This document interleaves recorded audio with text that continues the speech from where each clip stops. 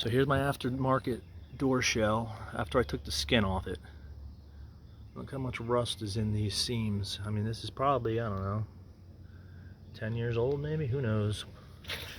But this is why you want to use cavity wax after you put your new panels on, because I mean, this door was not going to last much longer. It was already bubbling in this corner.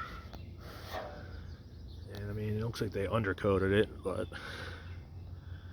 you know, it's not going to rust up there. It's going to rust down here. So you definitely want to put, you know, some kind of rust treatment in there. I'll show you what I use. But I mean, there's cavity wax. There's, you know, there's all kinds of stuff you could use. But you know, you just got to put something in there. If you just let it go, that's what you're going to end up with, even on your new panels. This is the stuff I use. This is made by Crest. It's called Honey Coat. I mean, 3M makes something like this. You know, just fire up your Google machine and look it up.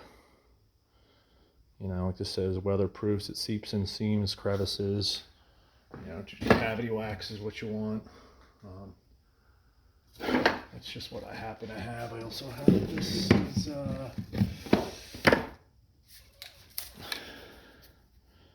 This is called Amber Coat. Same thing, you know. But you want to spray something down in your doors, your quarters, you know. Do something, or else it's, you know, it's not going to last long.